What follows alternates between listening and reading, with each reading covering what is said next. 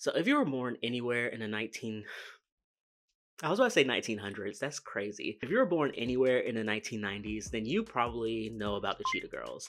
And yes, I know the 2000s kids know about them as well, but considering the movie came out in 2003, I feel like most of you guys maybe watched it after it came out, but I remember being there when it dropped. Like, I was in my freaking room, on my bed, tuned in. This was a monumental moment for me. The Cheetah Girls was and still is one of the most iconic DCOM movies of all time, and I'm so excited to talk about it today. I'm also going to be talking about the other two movies, but we're going to do those in separate videos. But before we get into the actual movie, I feel like we need to get into the background of this group because there's some very important people in it. So what a lot of people don't know is that the Cheetah Girls is based off a book series of the same name. And I mean, if you watch the movie, it does say at the beginning based off a book series, but a lot of people don't know that. I always forget that, but yes, it's based off a book. The members of the Cheetah Girls are Raven Simone, Adrienne Bailon, Keely Williams, and Sabrina Bryan. So everybody knows about Raven. She was slowly but surely becoming the next Disney Channel it girl. She voiced Monique in the animated series Kim Possible that first aired in June of 2002. The first season of That's So Raven premiered 7 months prior to the Cheetah Girls, and that was already a huge hit. Adrienne and Keely were 2 of 3 members of the girl group 3LW that first formed in 1999. The 2 ladies, along with their 3rd member, Naturi Naughton, were very successful with hit songs such as their debut, No More, Baby I'ma Do Right,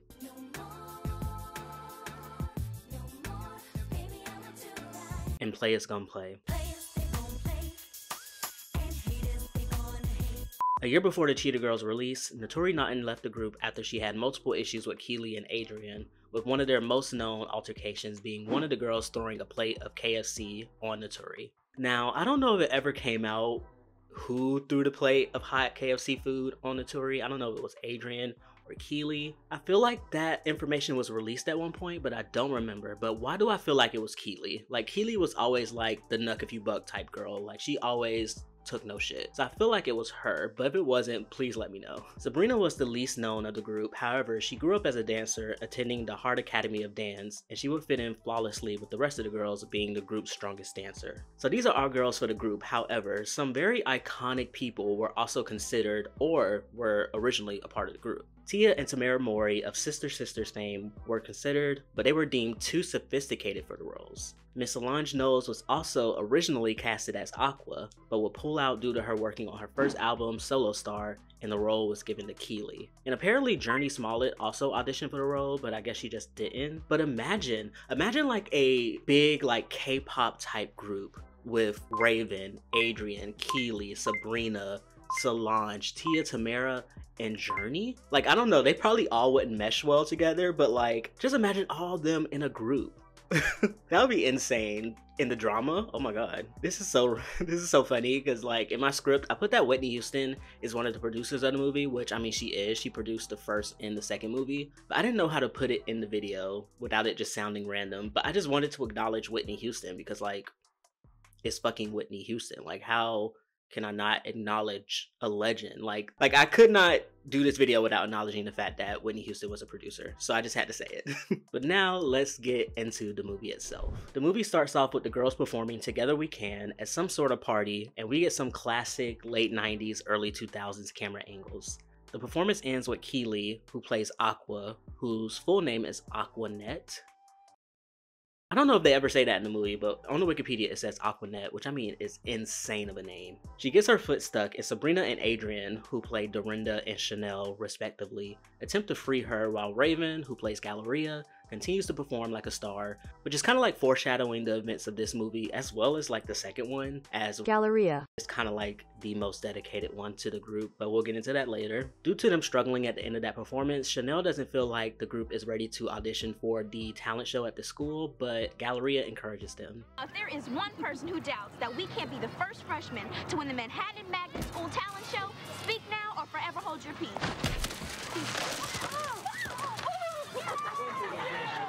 You know what? I take a whacking and keep on smacking.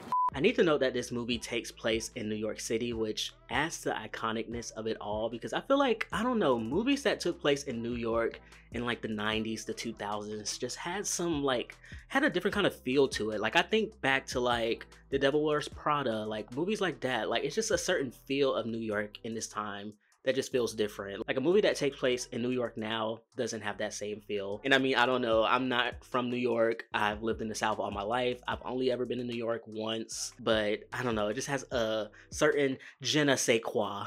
That's the second time I've done that joke in back-to-back videos. But yeah, the movie just has a certain feel to it that I love. Chanel talks about how working with all four girls can be difficult at times and how it was so much easier when it was just her and Galleria, pretty much letting us know that her and Galleria were like the OG Cheetah girls, like they started it, and then they brought Aqua and Dorinda along. Girl, you promised me that when we get rich, we're gonna buy a huge penthouse apartment for just you and me. Friends forever? Forever.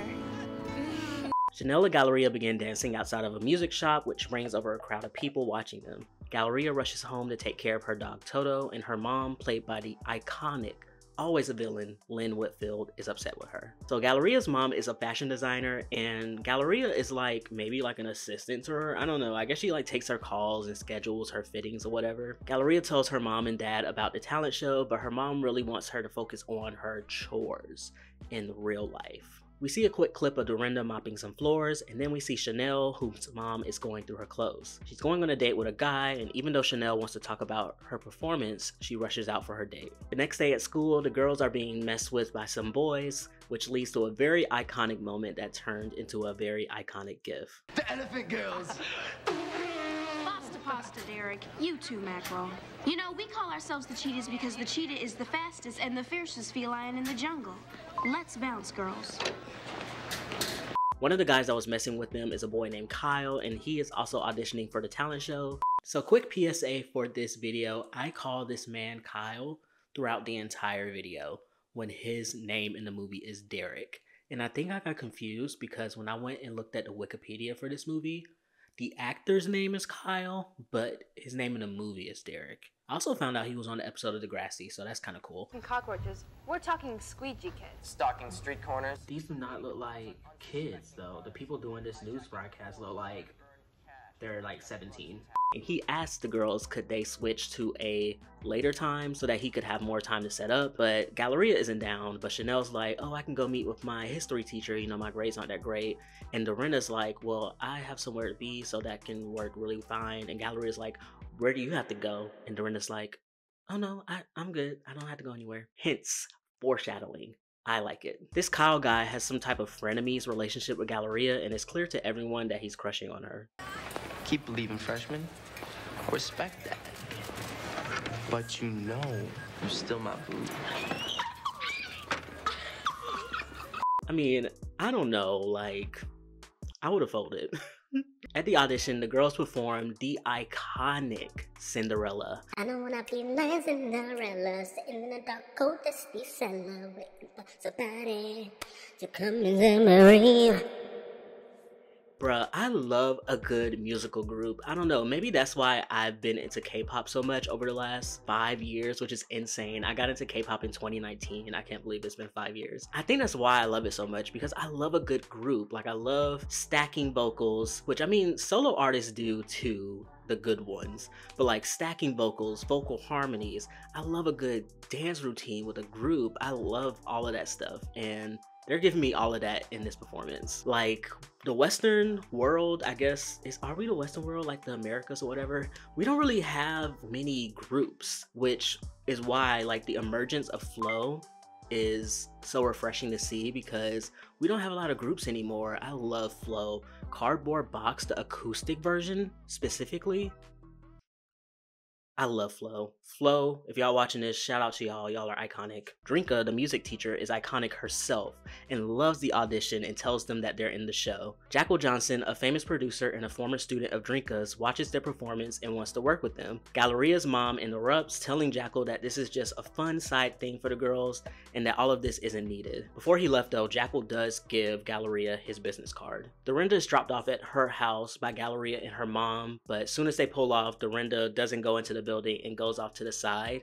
Once again, more foreshadowing. They don't even talk about it. They don't even make no big deal of it. They just show it and then keep pushing, which is great when you consider the reveal towards the end of the movie. Back at home, Galleria and her mom continue to argue, and her mom feels like she should wait to pursue music until after college, but Galleria wants to take the opportunity that she has right now. Now, previous decom movies that I've talked about on my channel, which is Motocross, Pixel perfect. Eddie's $1 Million Cook-Off. I had to remember. The dad was always the villain. Like, the dad was always getting in the way of their child's dreams or their aspirations, or just putting too much pressure on them. However, this movie is different because when you have Lynn Whitfield in your movie, you can't not make her a villain. Lynn Whitfield is a perpetual villain. Like, you can't not make her a villain. So in this movie, unlike all the others, the mom in this case is kind of like on her ass, trying not to have her do what she loves to do. And the dad in this case, which is a French guy, he's kind of hot. He's just kind of like a yes man, but he does go and talk to the mom. It's like, you should really give her a chance, let her do it, like she may surprise you. And they come back later and actually tell Galleria that she can call Jackal. But of course this comes with some rules. The mom has to be in attendance at their meetings, and then also if Jackal starts talking some shit that she don't like, they're out. And Galleria's like, okay, whatever, fine, cool beans. So Galleria and Chanel on the phone, and Chanel brings up back when they first met Jackal at the audition that Galleria made sure he knew that she was the quote-unquote founder of the Cheetah Girls and that she wrote Cinderella, which Chanel felt was a little shady. Hello, Jackal Johnson. I am Galleria Garibaldi. I'm the founder of the Cheetah Girls. I also wrote Cinderella, which I hope to record for you in the near future. So the next day at school, Kyle pops up in this like maroon turtleneck, and I see it, y'all. Like, I'm not one to really go up for white men like that. Like, there's some fine white guys out there, I don't know, but I love my black kings. Like, my black men are just, they're just for me. But I see it because Kyle in this little turtleneck with this hair, like I said, I would have folded earlier. I would like double fold this time, like not just a normal fold, like I would be like bending backwards. That sounded very gross. The girls are getting ready to meet with Jackal, and Aqua, Chanel, and Dorinda are already there, while Galleria and her mom are stuck in traffic, and they decide to get out of the car and walk, which Galleria's mom does give her some good advice in this clip. Always wear comfortable shoes and put the heels in the bag, slip them on right before. I've always told you that. Right, Mom, right. They arrive to the meeting, and apparently Galleria stepped in some shit. Literally. Chanel helps her clean her shoes while Galleria goes on about how she needs to step it up as the leader of the group, which pretty obviously annoys Chanel. Jackal wants to record the demo on Saturday, the same day as the talent show, and Galleria says they'll be there before any of the other girls can say anything. So we're seeing Galleria in real time turn into a diva, which, you know, isn't a good look. Aqua, Chanel, and Dorinda see some signs at school advertising a website bashing the Cheetah Girls. Chanel thinks it's out of jealousy, but Aqua and Dorinda know it's because of Galleria's attitude. As Galleria's oldest friend, Chanel attempts to have her back, but Aqua isn't having it, and this scene leads to yet another very iconic reaction video you've probably seen on Twitter. Look, all I'm saying is someone needs to talk to her. And when I say somebody, I mean you. The girls are about to rehearse for the talent show, but Galleria tells Drinka that they're not going to probably be at the talent show because they're going to record with Jackal. But in the process of doing that, she kind of is very rude to Drinka, which everyone is just like, what the fuck, girl? Dorinda asks if they aren't rehearsing because if so, she has somewhere to be. Galleria tells her she can go since they're doing music and she only dances. Shady. Insinuating that her voice is either not good or isn't needed, or both. I don't know. Galleria also disses her clothes, trying to give her ideas for outfits, harking back to a comment that she made earlier to her mom. You know, if Dorinda is sitting there in the same clothes she wears every day, I think I'm gonna scream. Dorinda leaves very upset, and she goes to a dance audition, and she is offered a spot to go on tour with the dance crew, which is also a paid gig. She has to get approval from her parents, which she seemed a little stressed about. Chanel goes home and is expecting to go shopping with her mom, but her mom leaves behind a note telling her that she went out with her new boyfriend instead, upsetting Chanel. But her mom leaves behind her card and says, you know, just go shopping without me. And Chanel's like, oh, bet, I'm gonna go run this shit up. And that she does. After shopping, Chanel goes to visit Dorinda, but she gets to the place where she believes Dorinda lives, and the doorman says that no one with that name lives here. Chanel finds out where Dorinda really lives, and Dorinda finally opens up. So Dorinda is a foster care kid, and she lives with her foster mom, who also has like 10 other foster kids. They don't have a lot of money, they're pretty broke. That's why she always wears the same clothes or just doesn't have much money to buy new clothes. And this movie gets very like deep, surprisingly. I'm gonna put the clip in. My real mom, she didn't want me. And I'm a foster child, and I live here with 10 other kids. The only reason why we even get to live here is because Mr. Bosco's the super. But I want to stay here. And I want to stay here with my friends and at school and with the cheetah girls because it's the best I've ever had, Chanel.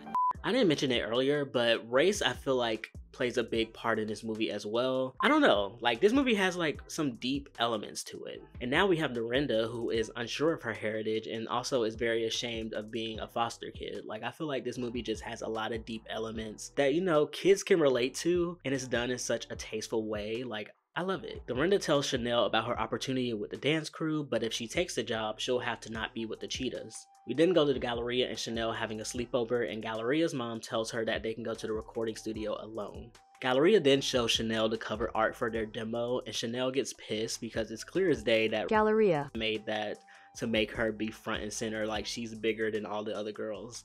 And Chanel finally, you know, kind of opens up to her about how she's feeling. I wasn't born to be wiping your shoes to go along with your okey doke, okay? I'm not the only one feeling it. Aqua and Doe are feeling it too. What?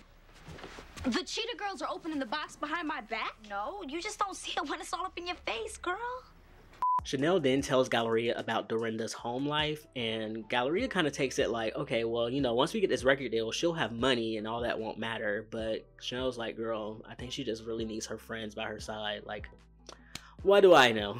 At the meeting with the label, they pitched the group to change their image, and instead of being the Cheetah Girls, they would be known as Global Get Down, and they would wear animal masks and lip sync the music. Galleria isn't down with that, obviously, and they decide to sing their song Girl Power, which the record label really likes. But once they're done performing their song, the label plays the song that they want them to record, which is called All Around the World, which for some reason really unlocked a core memory in my mind. Which, I don't know if that's the right phrase because I can't think of an exact memory. But as soon as I heard the song, it kind of just like took me back to when I first watched this movie. Because that song was stuck in my head for the longest time. Oh yeah, sing it. All around the world, where we stop, nobody knows, 'cause we don't care just where we go. They try to get jiggy with it, but Galleria is not having it. Galleria decides to leave, but the other girls do not follow her. Galleria quits the group right then and there, and the label tries to push Chanel as the leader, but Chanel's like, girl, I don't know, like we have to think about it. Everyone goes their separate ways. Galleria is comforted by her mom after leaving the group. Dorinda accepts the gig with the dance crew. Aqua still struggles with hailing a taxi, and Chanel is confronted by her mom after she ran up all her credit cards. Her mom is obviously pissed because she tried to buy something and her card declined, but Chanel finally opens up about her mom always not being there and how she doesn't want to move to Paris, which I didn't mention, but her mom wants to move to Paris with this new guy that she just met, and Chanel's like, girl, fuck no, like I'm not trying to move to Paris with some guy I barely know, like I have friends here, I'm with the cheetahs, like I'm not doing that. While walking to the school to watch the talent show, Galleria and Toto stop because Galleria hears the All Around the World song and she sees like the poster with the people in the mask, so she's thinking that the girls took the deal and they just replaced her with a new girl and they recorded the song, and she's like, wow, they really like did it. But then as this is happening, Toto gets off of her leash and runs off, and Galleria chasing her or him. I don't know if Toto's a boy or a girl. Galleria chases Toto and they end up falling in some construction site, and like I don't know exactly where the dog fell into, but the dog is stuck. The dog is stuck. Toto being stuck causes a huge scene, so big that the news reports on it, which catches the other girls' attention, and they show up to support Galleria. But really, they're not supporting her, they're mostly supporting Toto, and she's just like, okay, I thought y'all were here for me, but okay. Commotion at the construction site causes a blackout that stops the talent show. Drinka comes out to see that Galleria is, you know, in distress over her dog, and Galleria takes the time to apologize to Drinka for her comments earlier in the movie. The girls finally come together to sing in their iconic matching sets to calm Toto down and to get him to move, and he is eventually freed.